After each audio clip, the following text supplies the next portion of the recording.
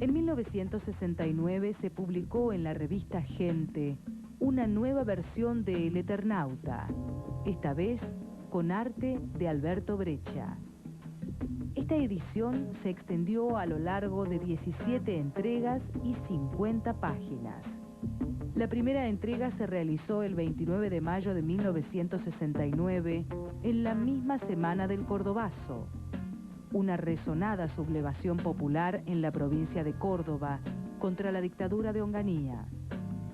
La opresión política no fue ignorada por Oesterheld. Al contrario, fue asimilada por su ficción. Esos 10 años que van, del 57, o 10, 11, 12 años, lo que va de la Libertadura al Cordobazo, es el proceso que siguieron gran parte de los sectores medios e intelectuales de este país, de comprensión de cuáles eran las contradicciones básicas que nos tenían, como nos tuvieron y como nos tienen hasta hoy. Ese proceso de radicalización ideológica de los sectores intelectuales y gran parte de los sectores medios de la Argentina, está muy claro en El Eternauta. En la primera versión de El Eternauta, los países del norte y el sur se unen solidariamente para enfrentar a los invasores. Ahora, las potencias del norte consiguen que los invasores respeten su libertad a cambio de entregarle las regiones subdesarrolladas del planeta, ubicadas en el sur. Esa posición se radicalizó más y se hizo más explícita en una segunda versión que escribió él a finales de los años 60, que se publicó en la revista Gente y que ilustró Alberto Breccia, en donde acentúa los matices políticos. La segunda versión de El Eternauta debió ser abruptamente abreviada por imposición de la editorial Atlántida, que estaba en desacuerdo con el mensaje político que transmitía el cómic. Luego de la experiencia trunca en revista Gente con la segunda versión de El Eternauta, Oesterheld trabajó para Editorial Columba. El perfil comercial de esta editorial no le permitió manifestar sus ideales políticos. Su historieta buscó otros ámbitos de publicación. Se volvió entonces marginal y adquirió alta temperatura política en la Guerra de los Antartes. Este cómic también tuvo dos versiones. La primera, en 1970, fue publicada en la revista 2001 con dibujos de León Napo. La segunda, de mayor compromiso político, salió en el diario de afiliación montonera Noticias, junto a Gustavo Trigo. Esta segunda versión la firmaba bajo el seudónimo Francisco G. Vázquez. La censura era cada vez mayor y Oesterheld ya no podía usar su propio nombre asociado a la política de izquierda. Lo que él hace en Antartes, que se publica en Noticias, es interesante porque él está con la tira diaria pivoteando sobre la realidad inmediata.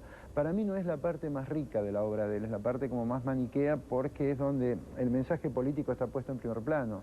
Para mí, al revés, es mucho más político el Sargento Kirk, el primer Eternauta, el Sherlock Times, son mucho más políticos porque trabajan con las zonas de lenguaje que hasta ese momento no habían sido cuestionadas. Los años 70 estuvieron marcados en Argentina por la convulsión política y la represión. A principios de la década, las 4 hijas de Oesterheld asistían al secundario o comenzaban la universidad. Habían heredado las inclinaciones hacia lo social y humanístico y participaban en la juventud peronista. Oesterheld, que sentía la necesidad de comprender a esa nueva generación de jóvenes y se rebelaba ante la violencia política, también decidió participar de la resistencia peronista. El socialista intelectual no participativo de antes sintió la necesidad de actuar de acuerdo a sus ideas. se incorporó definitivamente al grupo armado Montoneros, donde colaboró en el área de prensa. Es un tipo que no solo acompaña a sus hijas en el compromiso político, sino que no separa sus convicciones de su práctica. Y el nivel de involucramiento de las hijas cada vez es más comprometido, y después de todas como te decía antes, el tema de las charlas y la retroalimentación intelectual que había dentro de esa casa, y por las cosas que escribía Héctor, de alguna manera pasa, digamos, a protagonizar las historias que él estaba contando. De alguna manera pasa, digamos, de escribir sobre temas humanitarios para actuar en concreto, digamos, en la realidad que lo estaba modificando al mismo. En marzo de 1976, un golpe de Estado militar derroca al gobierno de Isabel Martínez de Perón e implementa una dura política de represión clandestina. Con la llegada del proceso de reorganización nacional, el gobierno comenzó a perseguir a los militantes políticos.